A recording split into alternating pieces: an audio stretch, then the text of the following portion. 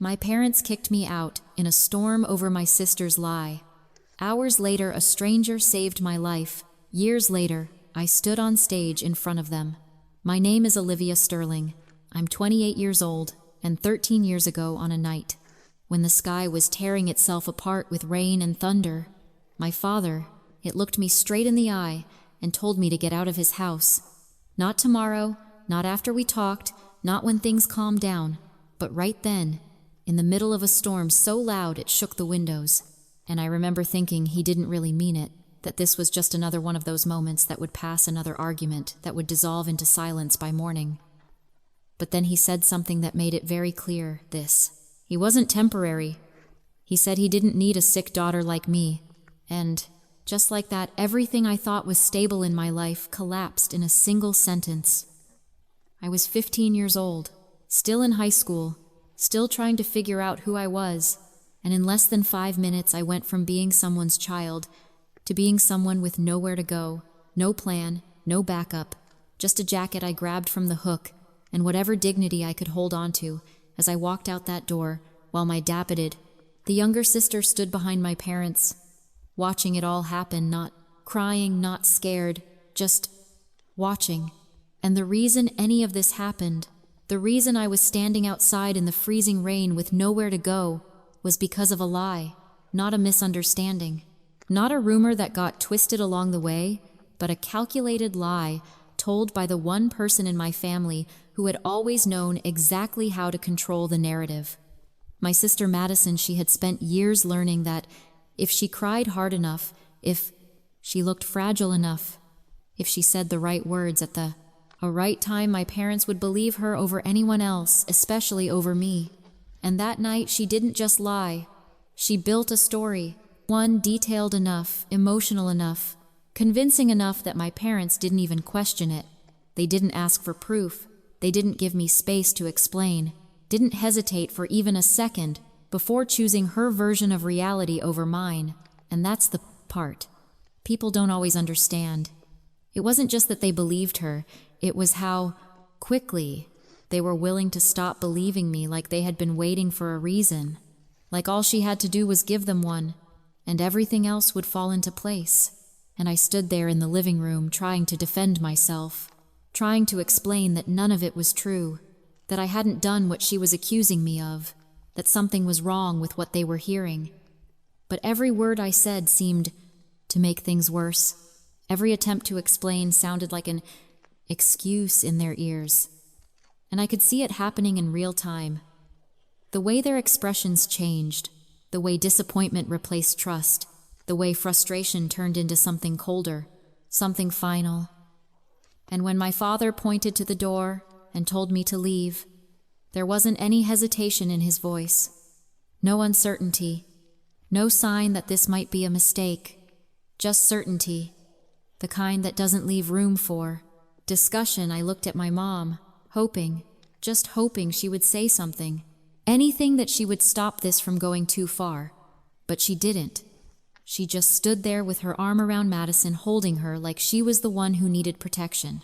And that image stayed with me longer than anything else. Not the words, not the storm outside, but the fact that in that moment, I wasn't the child they needed to protect anymore. I was the problem they needed to remove.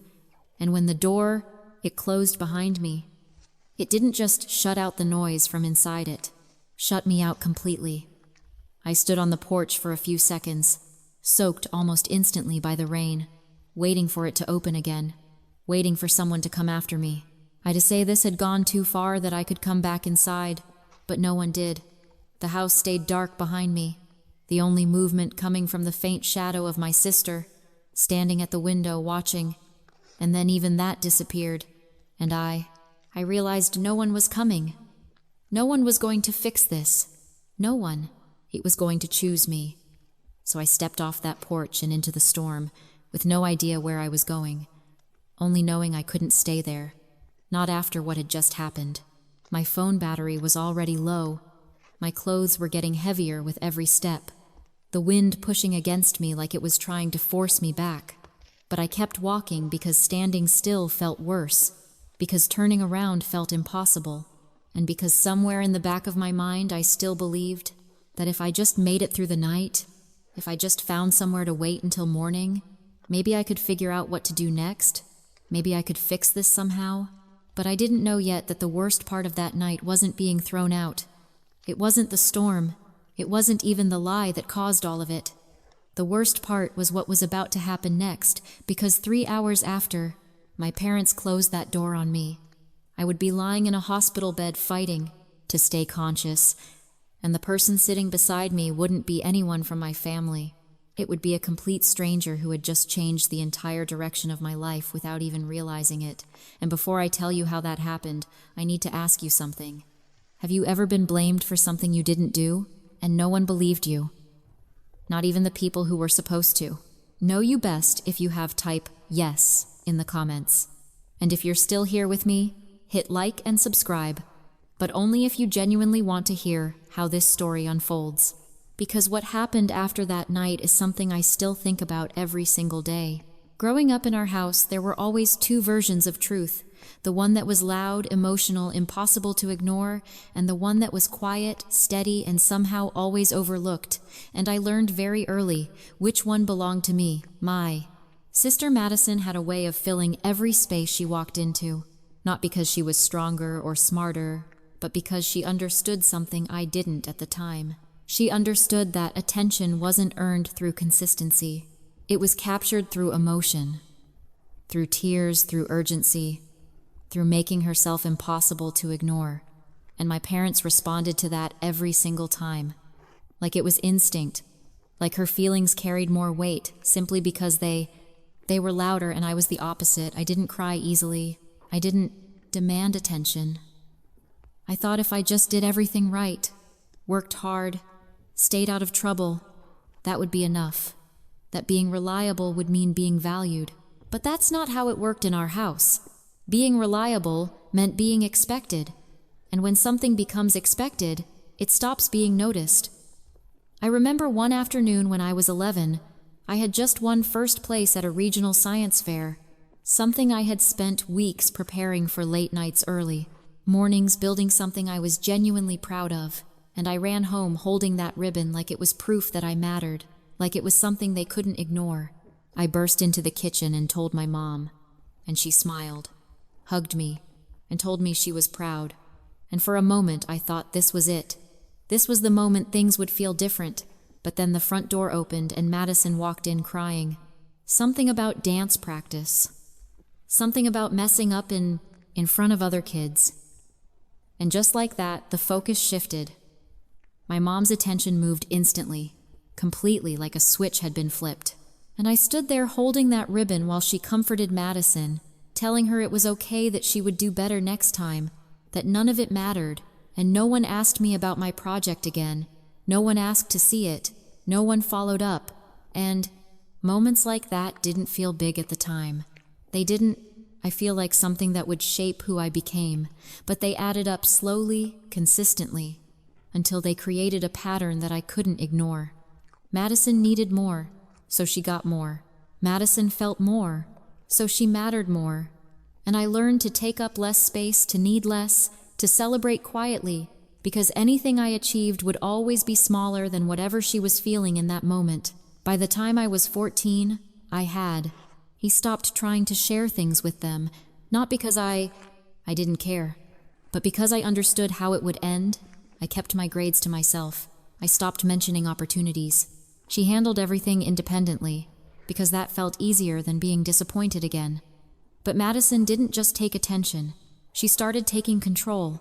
And at first it was small things, things that were easy to dismiss. She would borrow my clothes and deny it, even when they were sitting in her room. And when I pointed it out gently, always gently, my mom would sigh and tell me not to start problems, not to make things bigger than they needed to be, and I would back down. Not because I believed her, but because I knew pushing would only make me look like the difficult one. Then money went missing. $50 from my mom's wallet, and Madison said she saw me near it that morning. I hadn't been. I had. He left early for school. But that didn't matter. What mattered was that she said it with just enough hesitation, just enough emotion, that it sounded believable. and my dad called me into his office and asked if I had taken it, and I said no. Of course I said no. But when I told him Madison was lying, his expression changed immediately. Not into confusion, not into curiosity, but into disappointment, like I had crossed a line just by saying it. And that was the moment I realized something had shifted it. It wasn't just that they believed her. It was that they expected me to be the one at fault. And from that point on, everything escalated. A broken vase. Somehow my responsibility? A failed test she didn't study for. I should have helped her more. Rumors at school that somehow traced back to me even when I had nothing to do with them, and every time I tried to defend myself, it ended the same way, with me being told to stop making excuses, to stop causing conflict, to be the bigger person. And eventually I stopped defending myself altogether, because what was the point of explaining something to people who had already decided what the truth was? By 15, I felt like I was living in a version of reality where I existed only as a problem to be managed, not as a person to be understood. I spent more time outside the house, at school, in the library, anywhere that didn't feel like I was constantly being measured against someone else's emotions. And I told myself I just had to make it through 2 more years, just 2 more years until college, until I could leave and build something different, something that belonged to me. But I didn't realize that Madison wasn't done. She wasn't satisfied with small wins anymore. She had learned exactly how far she could push things and get away with it, and she was getting better at it, more precise, more intentional. Like she was testing boundaries and realizing there weren't any, and the final lie, the one that would change everything, didn't come out of nowhere. It was built on years of practice, years of knowing exactly what to say and when to say it. Years of watching my parents choose her version of events without hesitation, and when that moment finally came, when she decided to turn everything into something bigger, something impossible to undo, I didn't see it coming, not because there weren't signs, but because I still believed there was a line she wouldn't cross. I still believed that no matter how bad things got, there were limits to what someone would do to their own family, and that was my mistake. Because the night my parents told me to get out wasn't the beginning of the story. It was the result of everything that had been building for years, and I didn't understand that until it was already too late to stop it. The night everything broke didn't start with shouting or chaos. It started quietly, almost too quietly, like something had already been decided before I even walked into the room. I remember coming home later than usual that day, not because I was doing anything wrong, but because I had stayed after our school to finish a group project, something I thought would keep me out of trouble, something that made sense, but the moment I stepped inside, I felt it, that shift in the air that told me something wasn't right. My father was already in the living room, standing instead of sitting, which he only did when he was angry. My mother was beside him, arms crossed, and Madison was on the couch, crying not loudly, not dramatically, but just enough to make it clear who this moment was about. And before I could even put my bag down, my father asked me where I had been, his tone sharp, controlled, like he already knew the answer he wanted. I told him the truth, that I had stayed late at school, that we had a project due, that I could show him the messages if he wanted, but he didn't ask to see anything. He didn't ask for proof. He just shook his head slightly, like I had already confirmed something for him. And then Madison spoke her voice, quiet, shaky, saying she had seen me earlier, that I hadn't been at school, that I had been somewhere else, somewhere I shouldn't have been. And the way she said it, the pauses, the hesitation, it sounded real. It sounded like something difficult to admit. And I felt that familiar drop in my chest. That moment where I realized I was about to be pulled into something I couldn't control. I told them she was lying. Immediately, maybe too quickly, but I didn't know what else to do, because I could see where this was going. I could see the shape of it forming before the details were even clear. My mother stepped forward, then asking me to stop, to think carefully about what I was saying, like I was the one about to make a mistake, not her, not Madison, me. And that was when Madison added more filling in the gaps, saying I had been meeting someone, that I had been sneaking around, that I had taken money that I had lied about, where I was going, each piece stacking on top of the last until it formed something that sounded complete, something that didn't need evidence because it felt detailed enough to be true, and I stood there trying to respond, trying to break it apart. But every time I spoke, she added something else, something new, something that made my denial sound weaker, less convincing, like I was scrambling instead of telling the truth, and the father's expression changed with every word, not into confusion, not into doubt, but into certainty, like he was watching a story confirm itself in real time.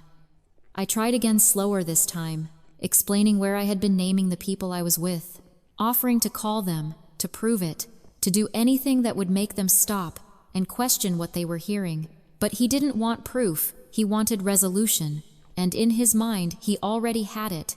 He told me he was done listening, that he wasn't going to stand there while I lied to his face, and that word, lied, landed harder than anything else because it meant the decision had already been made.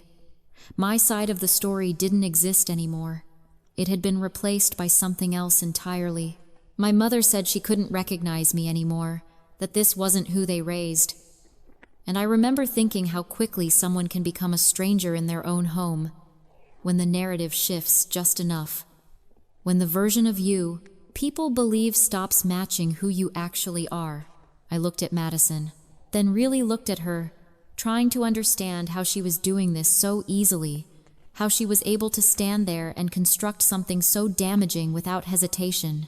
And she met my eyes for just a second, just long enough for me to see it, not guilt, not fear, but control, like she knew exactly how this would end, like she had already won before it even started.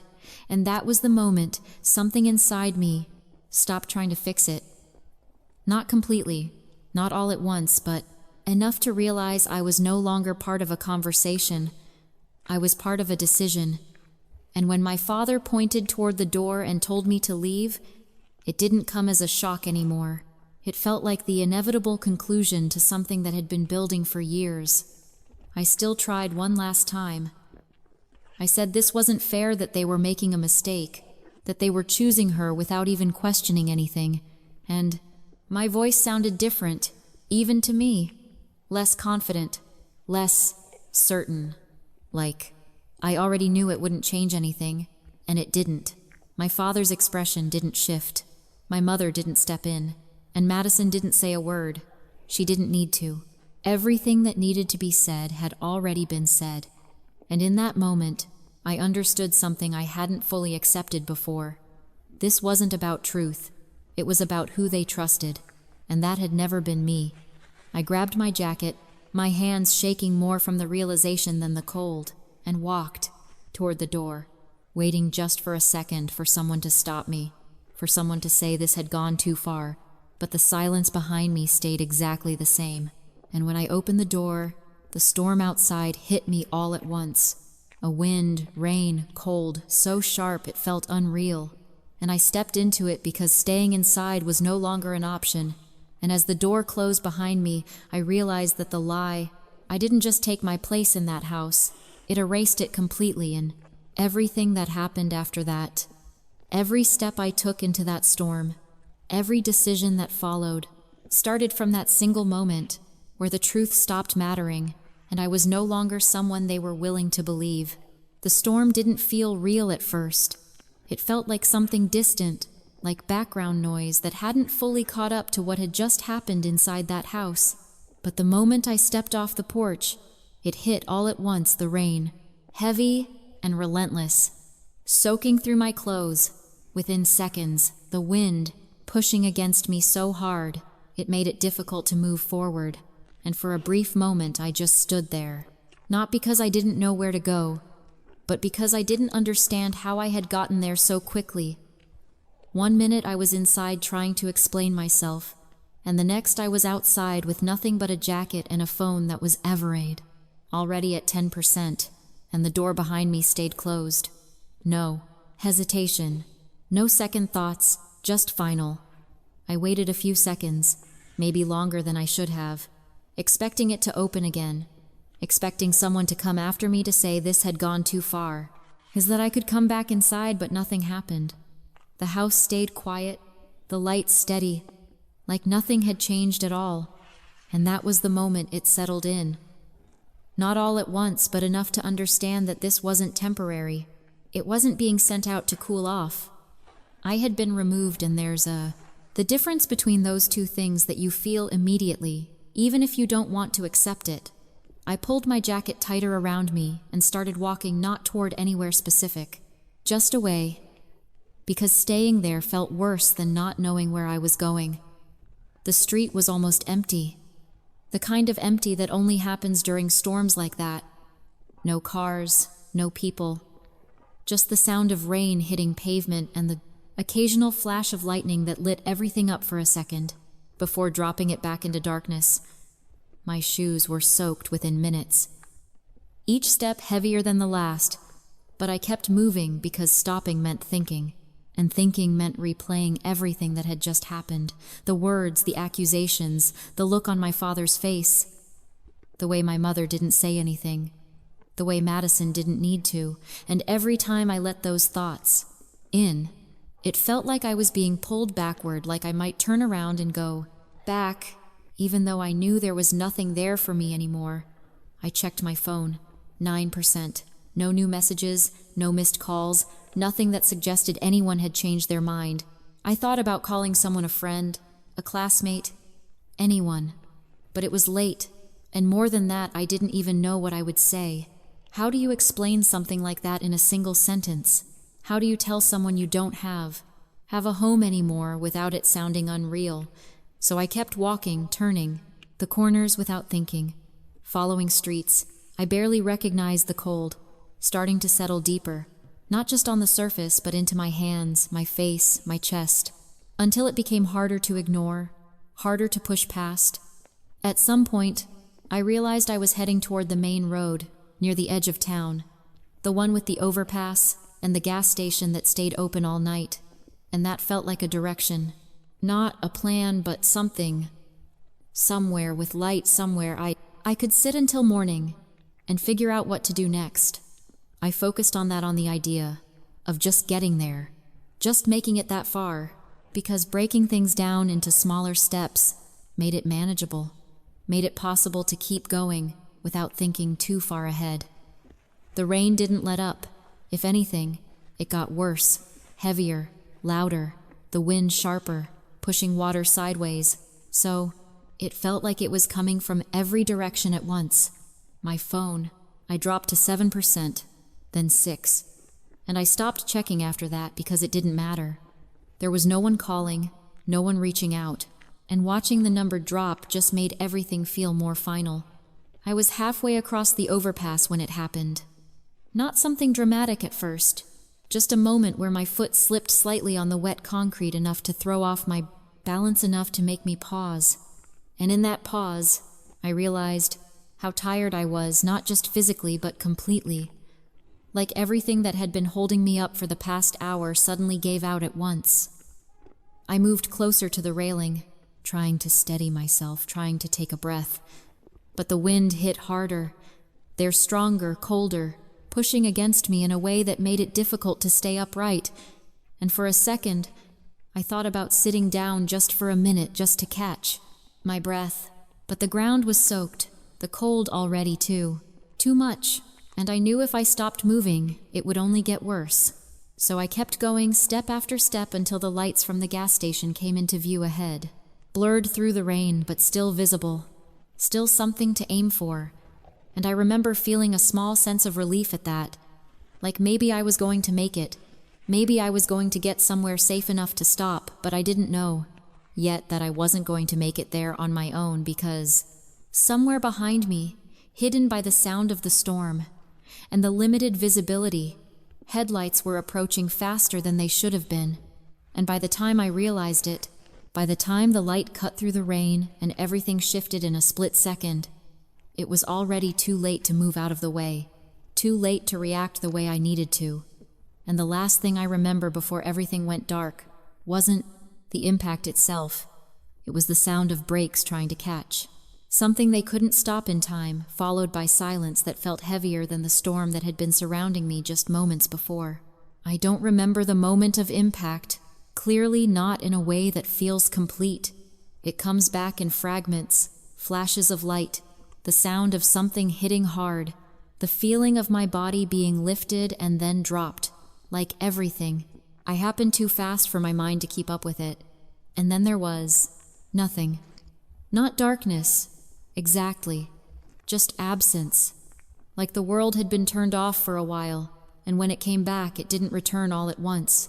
It came back in pieces, sound first distant, muffled like I was hearing everything through water, voices overlapping, urgent but unclear, and then feeling a sharp spreading pain that made it hard to focus on anything else, and then the cold still there, still wrapped around me, even though I wasn't outside anymore and I tried to open my eyes, but they felt too heavy, like they didn't belong to me, like I had to remember how to use them.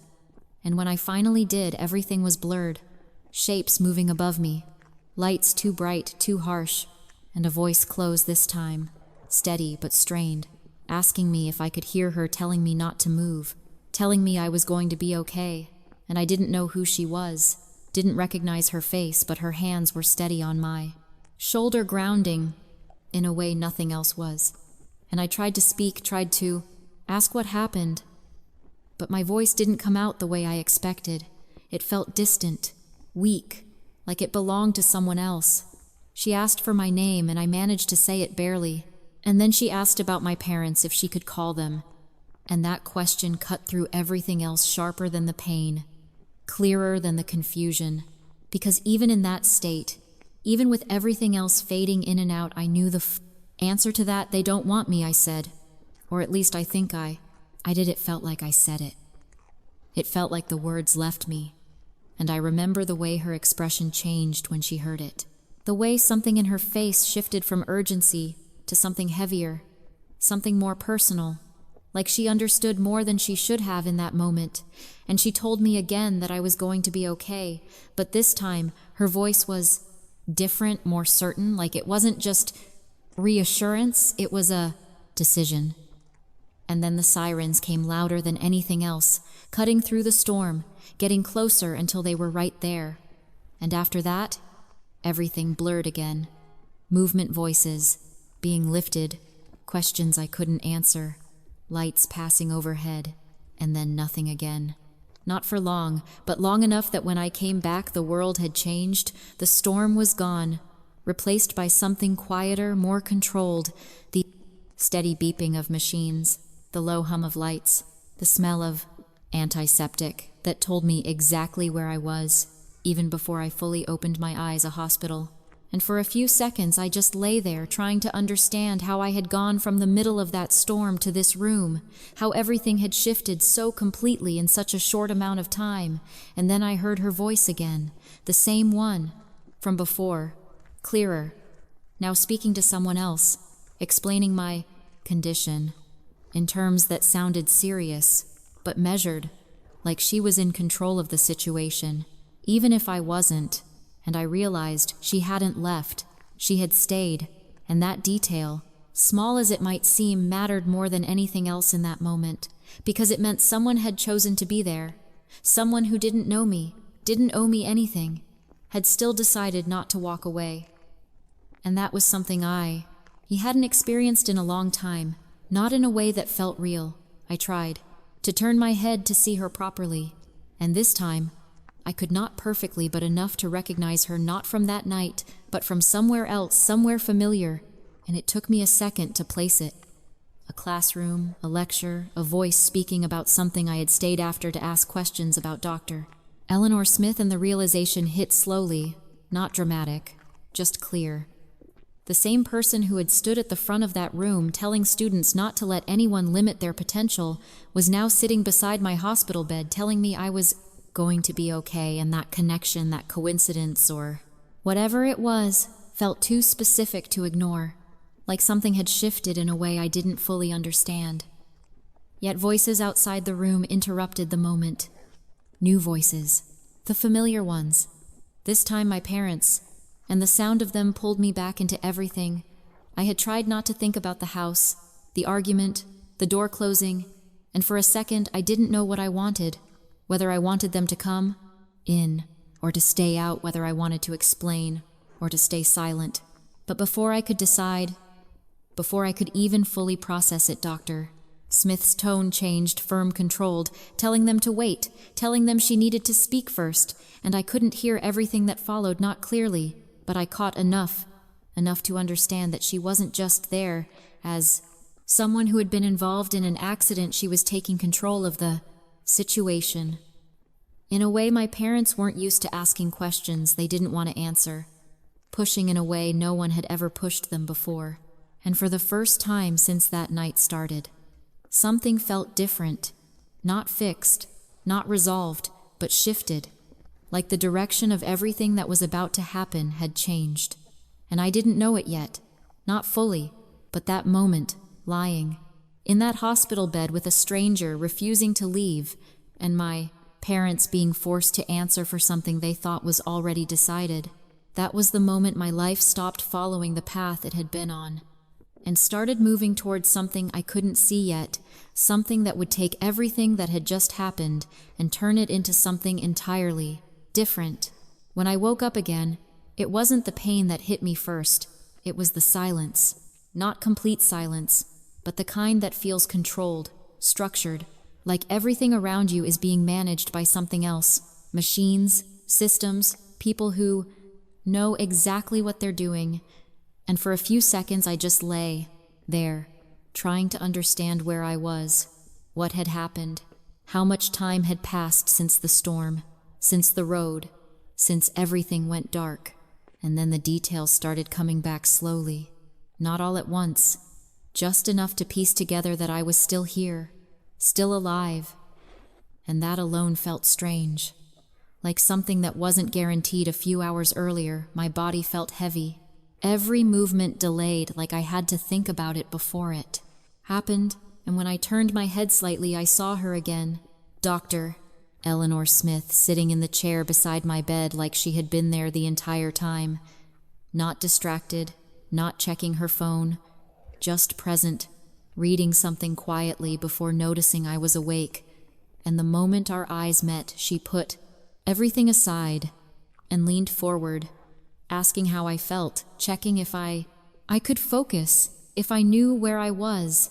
Simple questions, but asked in a way that made them feel important, like each answer mattered. And I tried to respond, my voice still weak but clearer than before, telling her I was okay, even though I wasn't entirely sure what okay meant anymore. She nodded slightly, like she expected that answer, and explained what had happened in a calm, precise way.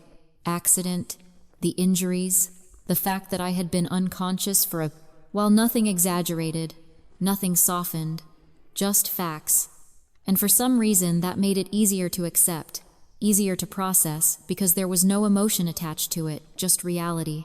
And then she said something that shifted everything again. She said she wasn't going anywhere, not yet, that she wanted to make sure I was stable, that everything was handled properly. And it wasn't just what she said, it was how she said it, like it wasn't a question, like it was already decided. And that kind of certainty was something I hadn't felt directed toward me in a long time. Voices outside the room interrupted again, my parents closer this time, arguing quietly with someone, and I could hear the tension in it, the frustration, the confusion, like they were trying to regain control of a situation that wasn't responding the way they expected. Dr.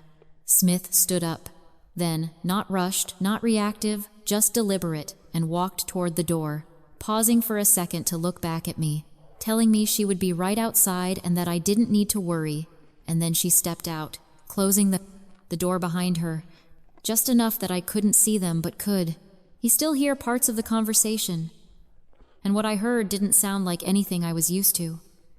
She wasn't backing down. She wasn't accepting vague answers or deflections. She was asking direct questions: why I had been outside, why I was alone, why a 15-year-old was out in that kind of weather at that time of night. And my parents' responses didn't sound confident anymore, didn't sound certain.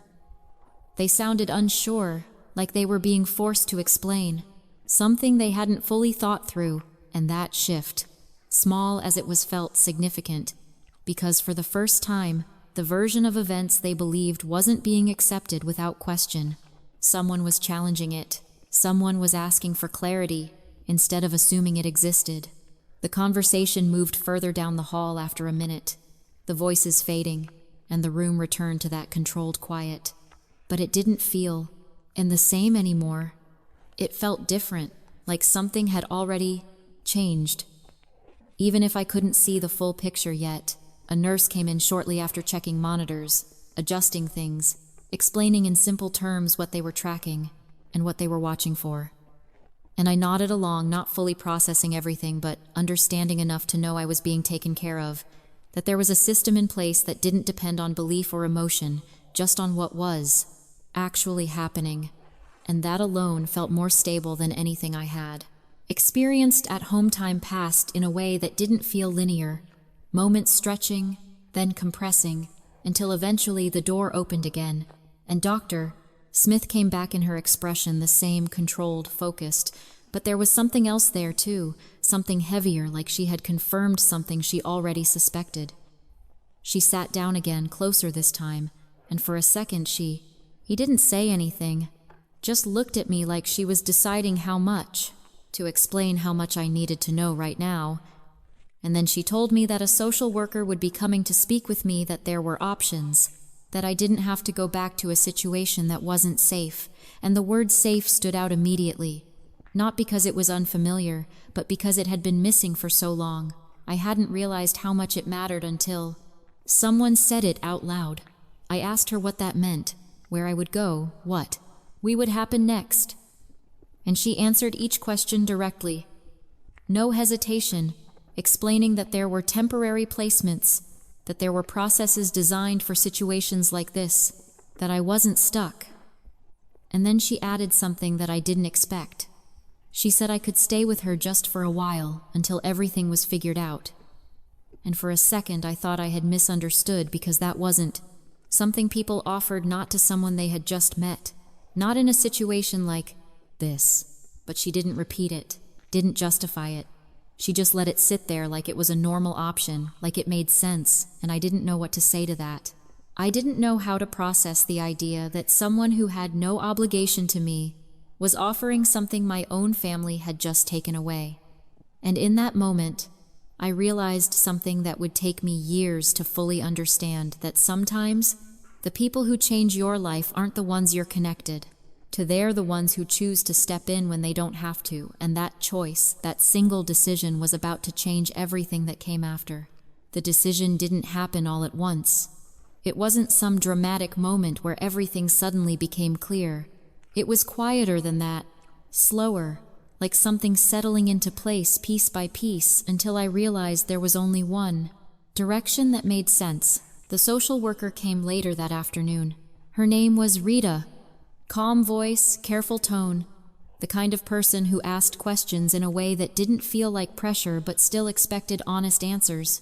She sat beside my bed and asked about home, about what happened that night, about my parents. And for the first time, I didn't hold anything back. I told her everything, not in a rush, not emotionally, just clearly, the pattern, the accusations, the way things had escalated the moment my father told me to. Leave the storm, all of it. And she listened, without interrupting, writing things down, nodding slightly at certain points, like she was connecting pieces I hadn't even realized were connected. And when I finished, she didn't react with shock or disbelief. She just said something simple, that what happened wasn't okay. And hearing that from someone outside of it, someone who had no reason to take sides, made it feel real in a way it hadn't before. Like I wasn't overreacting, like this wasn't normal just because I had gotten used to it. She explained my options carefully. A temporary placement, foster care, different pathways depending on what I wanted, and then she mentioned what Dr. Smith had already said, that staying with her was a possibility, that the paperwork could be arranged, that it wouldn't be permanent, unless I wanted it to be just something stable, while everything else was figured out. And I remember looking over at Dr. Smith when she said that, trying to understand why she would offer something like that, why she would involve herself to that extent, but her expression didn't change. She didn't look uncertain or hesitant. She just met my eyes and nodded slightly, like she was confirming that the option was real, that it wasn't misunderstanding it. And that moment felt different from everything that had happened before, because for once, the choice was mine. No one was deciding for me. No one was telling me what version of reality I had to accept. I could go back, or I could choose something else entirely, and that kind of control was unfamiliar, almost uncomfortable, but also clear. I asked Rita what would happen if I went back home, and she didn't answer immediately, which told me more. Then if she had, she just said that they would assess the situation, that there would be conversations, but that my safety and stability were the priority, and I understood what that meant. Without her saying it directly, going back wouldn't fix anything. It would just return me to the same pattern, the same dynamic that had already escalated to the point of being thrown out in a storm. So I looked back at Dr. Smith and asked her why she was doing this, why she was offering to take me in when she didn't even know me, and she didn't give a long explanation, didn't try to make it sound bigger than it was. She just said that he had done the same thing for her once, that she knew what it felt like to be in a situation where you had nowhere to go, and that if she could be that person for someone else, she would. And that answer, simple as it was, I felt more real than anything else I had heard that day, because it wasn't about obligation, it was about choice. And that made it easier to trust, easier to accept. I took a few seconds, not because I didn't know what I wanted to do, but because I understood what the decision meant. It wasn't just about where I would stay for the next few weeks. It was about stepping away from everything I had known. Even if that everything wasn't good, it was still familiar. And leaving it completely felt like crossing a line I couldn't come back from. But then I thought about the door closing, the way no one came after me, the way I had stood outside waiting for something that never happened, and that made the decision clearer. I wasn't leaving something stable, I was choosing something better. And there's a difference between those two things that matters more than people realize. So I said, yes, not loudly, not dramatically, just clearly enough that there was no confusion, and Rita nodded, writing it down already. Moving into the next steps, paperwork, approvals, processes that turned that one word into something official, something real. And over the next few days, things moved quickly. Not rushed, but efficient, like there was a system designed for moments like this. I stayed in the hospital while everything was arranged, and during that time, my parents came once, stood at the foot of the bed like visitors instead of family, asked if I was okay in a way that felt distant, like they were checking a box, rather than trying to understand anything they didn't mention that night. Didn't apologize. I didn't ask what I wanted to do next, and that absence of acknowledgement, I told me everything I needed to know. Nothing had changed, not really. They were still operating under the same version of reality, and I wasn't part of it anymore when I was discharged. I didn't go back to that house. I went somewhere else, somewhere quieter, somewhere that didn't feel like I had to defend my existence just to be there, Dr. Smith's home wasn't large or extravagant, but it felt different, immediately organized, calm, filled with things that reflected a life built with intention. Books, notes, small details that made it feel lived in without being overwhelming. She showed me the room I would be staying in, simple, clean mind to use however I wanted. And for the first time in a long time, I felt something I hadn't expected.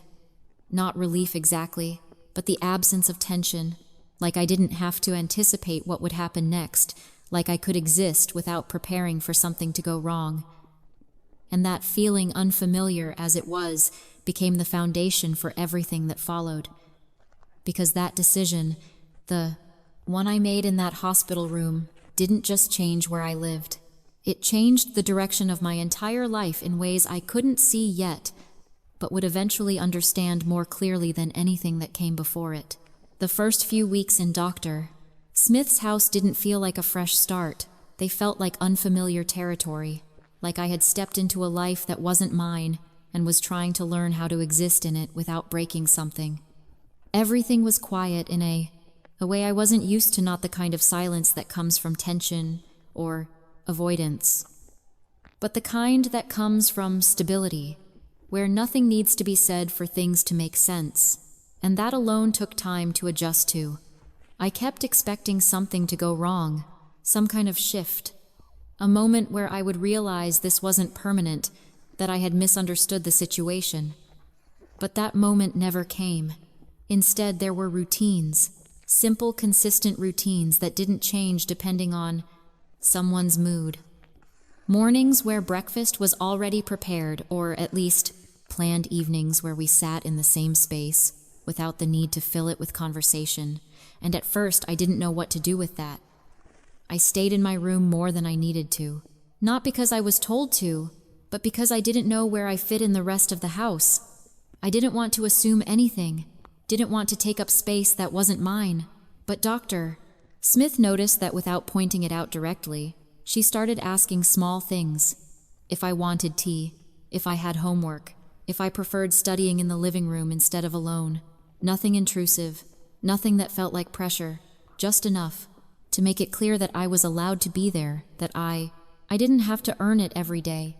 And that idea that I didn't have to constantly prove my right to exist in a space was something I had to learn slowly, because it went against everything I had gotten used to.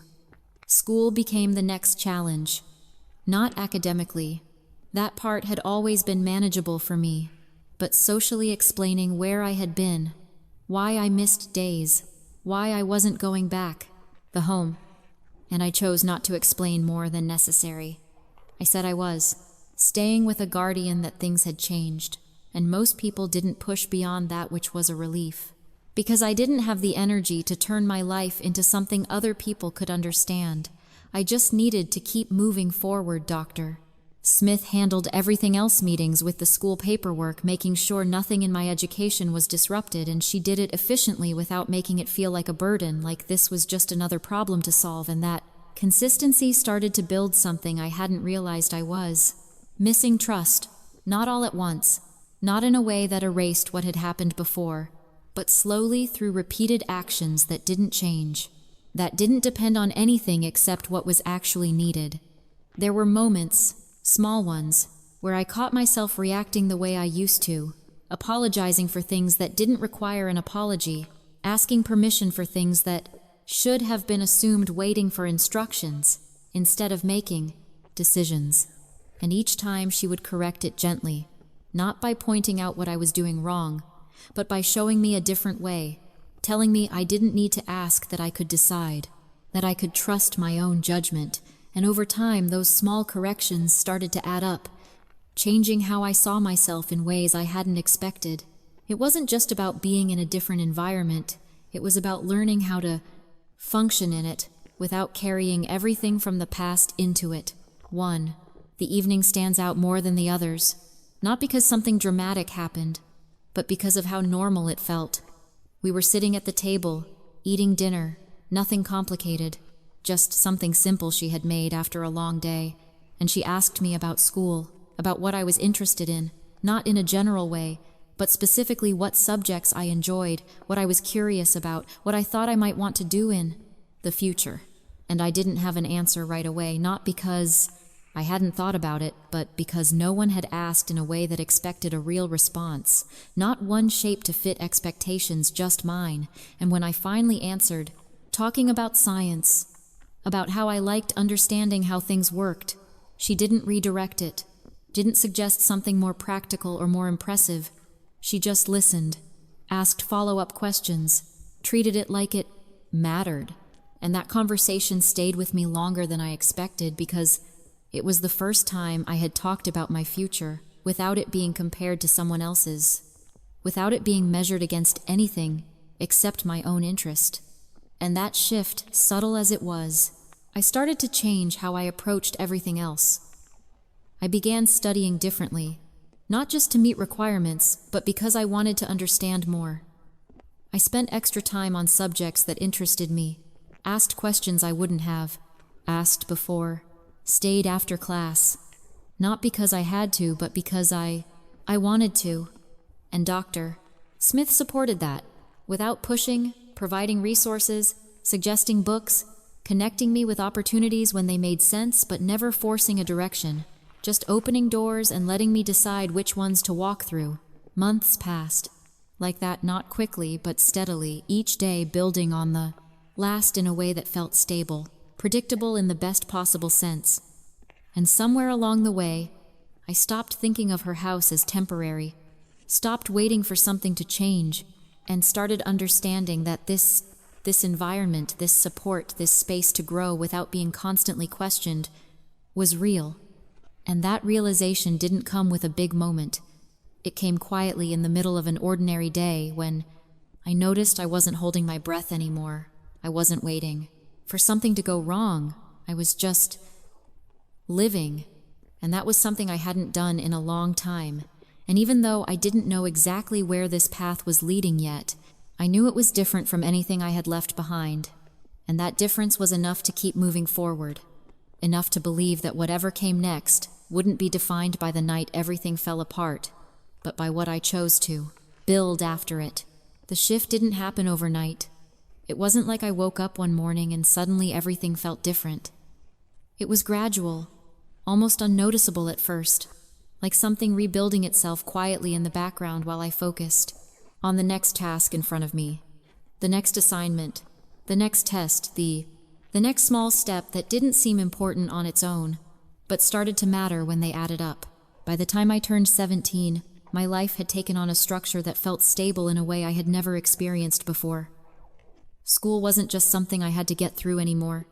It became something I actively invested in, not because I was trying to prove anything to anyone else, but because I finally had an environment where effort led to results without being overshadowed or dismissed.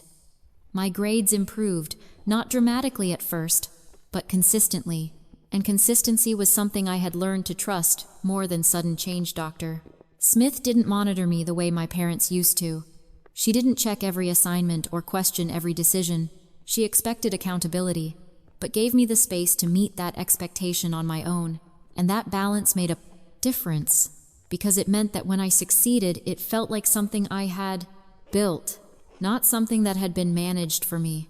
I started staying after school more often, joining academic clubs, volunteering for projects that I would have avoided before simply because I didn't think I belonged in those spaces, and each time I stepped into something new and didn't fail, it reinforced something that had been missing for years, the idea that I was capable beyond the role I had been given before. One of my teachers, Mr. Carter, noticed the shift before I did. He pulled me aside after class one day and asked if I had ever considered applying to advanced placement programs. Not as a suggestion, but as an expectation, like it was the obvious next step, and that caught me off guard because I wasn't used to being seen that way, not as someone catching up, but as someone who could move ahead. I told him I wasn't sure if I was ready, and he didn't argue. He just said readiness wasn't always something you felt. Sometimes it was something you decided, and that stayed with me longer than I expected, because it reframed how I looked at everything else. I applied not confidently, but intentionally, and when I was accepted, it didn't feel like luck. I felt like a continuation of something I had been building without realizing it. Dr. Smith didn't celebrate it. In a loud way, she didn't make a big moment out of it. She just acknowledged it, told me it made sense, and asked what I wanted to do next. And that question, simple as it was, reinforced something important, that this wasn't the end of anything. It was just another step, another decision point, and that mindset started to shape how I approached bigger goals. College stopped feeling like a distant possibility and started becoming something concrete, something I could plan for, something within reach. If I stayed consistent, I spent evenings researching programs, looking at requirements, understanding what it would take to get there, and for the first time, I wasn't doing it alone. Dr. Smith helped where it mattered, reviewing applications when I asked, offering feedback without taking over, guiding without controlling, and that difference allowed me to stay in control of my own direction while still benefiting from her experience. There were moments where the past tried to pull me back, not physically, but mentally questions that would surface unexpectedly. What if they had been right? What if I wasn't as capable as things currently suggested? What if this stability was temporary, and everything would shift again? But those thoughts didn't stay as long as they used to, because now they were being countered by something real. Evidence, results, a track record of decisions that had worked, and over time, that became stronger than the doubt, stronger than the version of myself that had been shaped by years of being dismissed by the time college applications were submitted. I wasn't the same person who had walked out into that storm 2 years earlier, not because everything had been erased, but because it had been replaced with something more stable, something that didn't depend on being believed by people who had already decided not to. Acceptance letters started arriving in the spring, one after another, each one confirming something I had worked toward, but still felt slightly unreal. And when I received the offer from Westbridge University, one of the top programs in the state, I sat there holding the letter for a long time before saying anything, not because I doubted it, but because I understood what it represented. Not just admission, but transition, another step away from everything that had once defined me. Dr.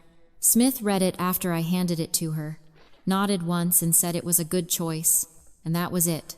No overreaction, no unnecessary emotion, just confirmation that this path made sense. And in that moment, I realized something that had been building quietly for years. I didn't need dramatic validation anymore. I didn't need someone to tell me I had finally made it, because I already knew. Not in a way that felt arrogant or final, but in a way that felt grounded, like I understood the work that had gone into getting there, and more importantly, that I understood I could keep going. The college wasn't the end goal. It was just the next environment, the next place where everything I had learned so far would be tested again in new ways. And for the first time, I didn't feel intimidating. It felt like progress, like I was moving forward on a path that I had chosen, not one that had been forced on me. And as I prepared to leave, packing my things, organizing what I needed, saying goodbye to a space that had changed everything for me, I didn't feel like I was losing something. I felt like I was carrying it with me. Everything I had built, everything I had learned, everything that had been given to me when I needed it most.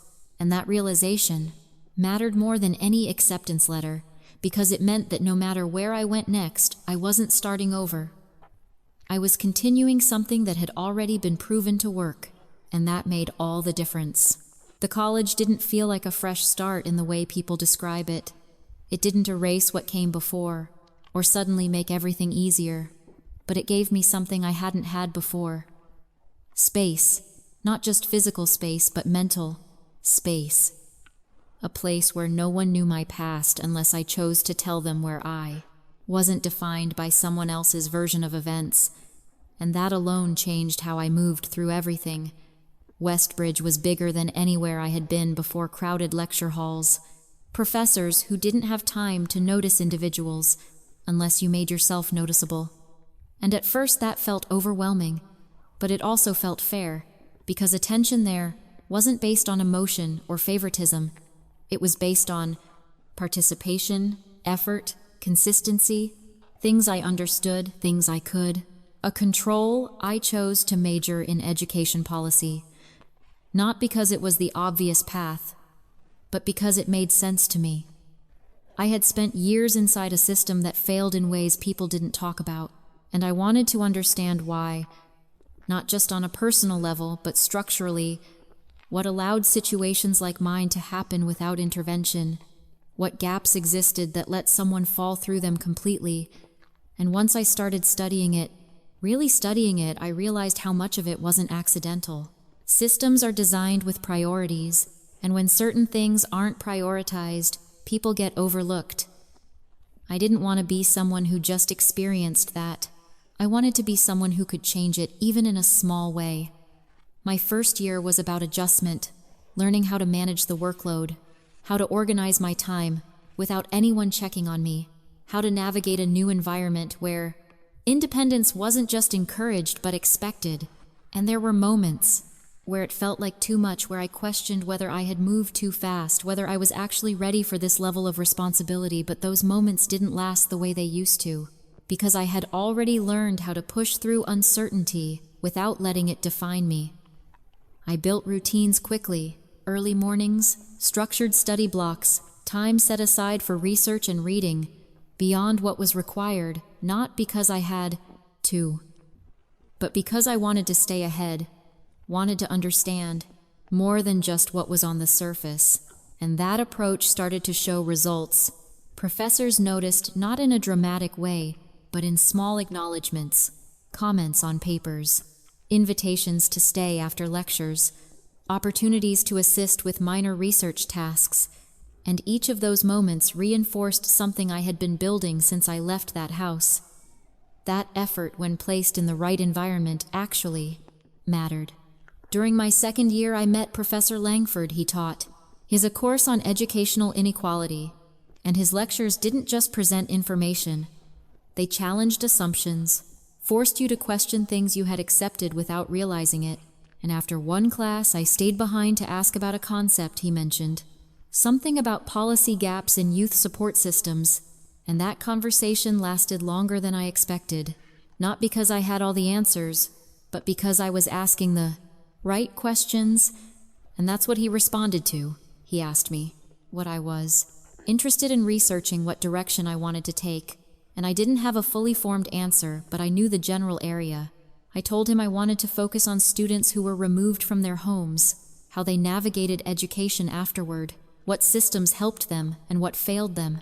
And instead of redirecting me, he nodded, like that was a valid starting point, and suggested I assist on a project he was working on, something directly related to that topic, and that opportunity became the turning point of my college experience, because it moved me from learning about systems to working within them, collecting data, analyzing patterns, seeing firsthand how policies translated into real outcomes. And it wasn't always encouraging. There were gaps, inconsistencies, situations that didn't make sense. But understanding them gave me the direction. It showed me where change was possible, where effort could be applied in a way that actually mattered. I spent the next 2 years building on that, expanding my research, taking on more responsibility, presenting findings in small academic settings. Nothing major, but enough to build confidence, enough to understand that I could contribute something meaningful.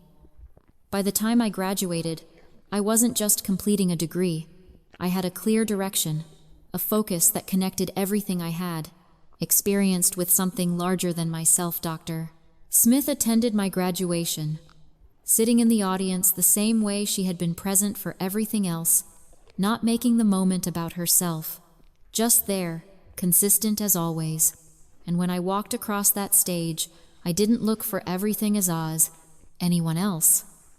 I didn't wonder who might be watching or who wasn't, because that part of my life had already been closed, not dramatically, not with final conversations or resolutions, just with time and distance. After graduation, I was offered a position as a research coordinator in the same department where I had assisted during my studies. It wasn't a high-level role, but it was exactly where I needed to be, close enough to the work to stay involved, far enough from the top to keep learning. And I accepted it without hesitation because it aligned with everything I had been building toward. And for the first time, I felt like I wasn't just moving forward.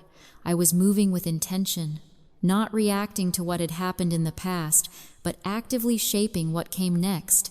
And that shift from reacting to building, from surviving to creating, was the point where my life stopped being defined by what I had lost and started being defined by what I was choosing to do with everything I had gained.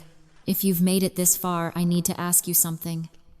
What would you do if the people who were supposed to protect you were the ones who abandoned you when you needed them most? Would you forgive them if they came back later, or would you walk away for good? Type forgive or walk away in the comments. I really want to know where you stand. And if this story is hitting you even a little, make sure you like and subscribe. Because what happens next isn't just about success, it's about facing the past in a way no one expects. By the time I turned 25, The work I had started as a small research focus had grown into something much bigger than I originally planned. It didn't happen all at once. It wasn't a single breakthrough or one opportunity that changed everything. It was a series of small decisions that built on each other. The project I had worked on with Professor Langford turned into a published paper. That paper led to invitations to collaborate. Those collaborations led to funding opportunities.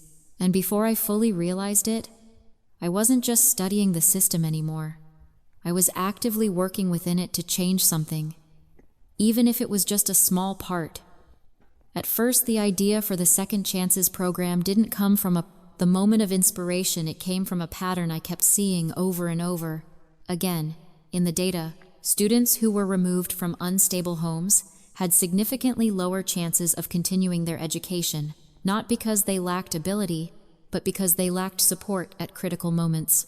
Financial gaps, housing instability, a lack of guidance. And those gaps weren't being addressed consistently, so I started asking a different question. Not why this was happening, but what would happen if those gaps were filled. Even partially. What if there was a structured way to support students at the... I brought the idea to Professor Langford, first expecting him to point out the flaws, the limitations, the reasons it wouldn't work, but instead he asked me how I planned to build it, not if it was possible, but how I would execute it. And that shift in perspective changed everything, because it moved the idea from theory into action. We started small. One proposal, one university, outlining a pilot program that would provide targeted support for students coming out of unstable family situations. It wasn't ambitious in scale, but it was precise in design, focused on specific needs rather than broad solutions, and that specificity is what made it work. The first grant was approved, after months of revisions, meetings, adjustments, and when it finally came through, it didn't feel like a victory. It felt like responsibility, because now there was something real to build, something that would either work or fail based on how well it was executed. The first year was difficult, not because the concept was flawed, but because implementation always is coordinating between departments, identifying eligible students, ensuring the support actually reached them in a way that made a difference. There were mistakes, adjustments, things that didn't work the way we expected, but there were also results. Students who stayed enrolled when they would have otherwise dropped out. Students who stabilized enough to focus on their studies. And those outcomes, even in small numbers, confirmed that the model had potential. From there, it expanded 1. University became 2, then 3. Partnerships formed additional. Funding came in and the program grew in a way that felt organic rather than forced. Each step supported by results from the previous one. By the time I was 27. The program had distributed over $200,000 in combined support. Not just scholarships, but structured assistance that addressed the specific barriers those students faced. Housing, resources, mentorship, and that distinction mattered. Because it wasn't just about giving money, it was about creating stability at the exact moment it was needed. Media attention followed eventually, local at first, then broader interviews, articles, requests to speak about the program, and I approached all of it carefully, not because I wanted to avoid recognition, but because I didn't want the focus to shift away from the purpose. The program wasn't about my story. Even though it was built from it, it was about the students. It was helping the outcomes. It was producing and maintaining. That focus became important. As it grew one afternoon during a routine day at the office, my colleague David walked in with something that would shift everything again. He told me I had been selected as a keynote speaker for a university graduation ceremony. Not just any ceremony, but one tied directly to the work I had been doing. A platform to speak about resilience, about systems, about what happens when people are given a second chance at the right time, and at first, I treated it like any other opportunity, something aligned with my work, something I could prepare for and execute professionally, until he mentioned the University Riverside State, and everything paused for a second. Not dramatically, not in a way anyone else would notice, but enough for me to understand what that meant. That was my sister's school, the same place she would be graduating from that year, and suddenly, the opportunity wasn't just professional, it was personal in a way. I hadn't expected. I asked if I had full control over the speech, over the content, and when he said yes completely, I didn't answer right away. Not because I didn't know what I wanted to do, but because I understood the weight of the decision. This wasn't about confrontation. It wasn't about going back and reopening something that had been closed for years. It was about whether I was ready to stand in a space where everything that had happened could exist in the same moment as everything I had built since then. And after thinking about it, after considering what it meant, I realized something that made the decision clear. I wasn't going there for them. I wasn't going there for my sister.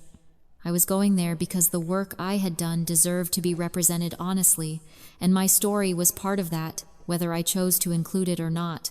So I accepted, not with hesitation, but with intention, knowing that whatever happened on that stage wouldn't be about revisiting the past. It would be about defining it on my own terms, and that difference was what made it possible to move forward. The day of the graduation didn't feel as heavy as I expected it to. It wasn't filled with anxiety or anticipation in the way people describe facing their past. It felt controlled, deliberate, like I had already processed what needed to be processed long before I stepped onto that campus Riverside State. He looked exactly the same as it did in the photos I had seen over the years. Large open spaces, banners hanging from buildings, families gathered in clusters taking pictures, celebrating something that marked the end of one chapter and the beginning of another. And as I walked through it all, I didn't feel out of place. I felt separate, like I was there for a purpose that didn't depend on any of it. Checked in, met briefly with the event coordinator, went over the schedule, the timing, where I would stand, where I would speak, everything structured, predictable, the way I preferred it. And when they handed me the final program, I glanced at it quickly. Not searching for anything in particular, just confirming the order, and that's when I saw it. Her name, Madison Sterling, listed among the graduates, exactly where it should be, exactly where I knew it would be, and for a moment I looked at it not with anger, not even with surprise, just recognition, like seeing a part of a story that had already ended, but was now existing in the same space as everything that came after it. The ceremony began without delay, rows filling, names being called, speeches leading into more speeches, the usual rhythm of events like this. And when it was time for me to go on stage, there wasn't a shift in how I felt, no sudden wave of emotion, just focus, the same kind of focus I had carried into every important moment over the past few years. I walked up, adjusted the microphone, and looked out at the audience.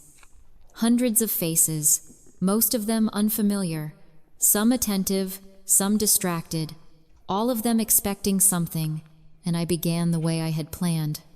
Not with drama, not with anything designed to shock, but with clarity. I spoke about systems, about gaps, about what happens when people are left without support at critical moments. I spoke about the second Chances program, about the students it had helped, about the measurable outcomes, the real impact. And as I continued, I could feel the room settle, attention shifting. People listening not because of who I was, but because of what I was saying, and that mattered more than anything else. About halfway through, I transitioned, not abruptly but naturally, into the personal side of it, not framed as a story of hardship but as context. I said that the work I was doing didn't come from theory alone. It came from experience, from understanding what it feels like to be removed from stability without warning, to have your direction decided by someone else's version of events. And as I said that, I didn't look for them. I didn't search the crowd for familiar faces, because this wasn't about locating them. It was about stating something clearly in a space where it couldn't be ignored or rewritten. I explained briefly, without details, that I didn't need to be shared, that I had been forced out of my home as a teenager due to something that wasn't true, that I had to rebuild from a place where there was no support system left, and that the only reason I was standing there was because someone stepped in at a moment when they didn't have to, and that choice changed everything. I didn't name Doctor. Smith, immediately I described what that intervention looked like: stability, consistency, expectation without pressure. And then I acknowledged her directly where she was seated in the audience, not as a dramatic reveal, but as recognition of something that had been foundational to everything that followed. There was a pause, then not from me, but from the room. The kind of pause that happens when people are processing something that connects on more than one level, and I continued, bringing it back to the purpose of the speech, that systems matter because individual interventions shouldn't have to carry that weight alone. That support should be structured, reliable, accessible, not dependent on chance. And by the time I reached the end, there was no need for a dramatic conclusion. No. You need to circle back to anything unresolved. I closed with a simple point that where you start doesn't have to define where you end up, but only if the right support exists at the right time. And then I stepped back. The applause building, gradually, not explosive, but steady, sustained. The kind that reflects understanding more than excitement. I left the stage the same way I walked onto it, without looking for anyone, without waiting for anything else to happen, because I had already done what I came there to do. I had said what needed to be said in a way that didn't depend on anyone's reaction, and that was enough.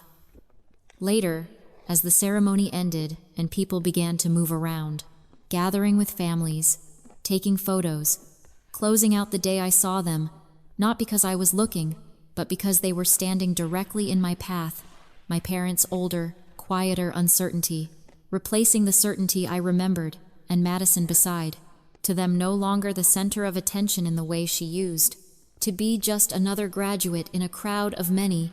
For a moment, none of us spoke, not because there was nothing to say, but because everything that could be said had already been said in a different way, in a different place. And my mother stepped forward first, her voice unsteady, starting to apologize, to explain, to reach for something that might bridge the gap that had existed for years. But I didn't let her finish, not harshly, not abruptly, just calmly. I told her I understood, not in the sense that I accepted what happened, but in the sense that I no longer needed it to be explained to me, that my life had moved forward, regardless of it, that I had built something that didn't depend on revisiting that moment. My father didn't argue, didn't try to justify anything. He just stood there, the absence of his usual certainty, saying more than any explanation could. Madison tried to speak next, but whatever she intended to say didn't come out, and for a second I saw something different in her expression. Not control, not confidence, but uncertainty, the same kind I had felt years ago. And I realized something in that moment, not about her, not about them, but about myself, that I didn't need anything from this interaction. Not an apology, not an acknowledgement, not closure, in the way people usually define it, because I've already had it, not from them, but from everything I had built without them. So I told them I wished them well, not as a dismissal, but as a boundary, and then I walked past them, not looking back, not because I was trying to make a point, but because there was nothing behind me that I needed to return to. And as I stepped into the crowd, back into a life that I had chosen and built piece by piece, I understood something, clearly for the first time, that closure isn't something someone else gives you when they finally understand what they did. It's something you create when you realize their understanding is no longer required for you to move forward.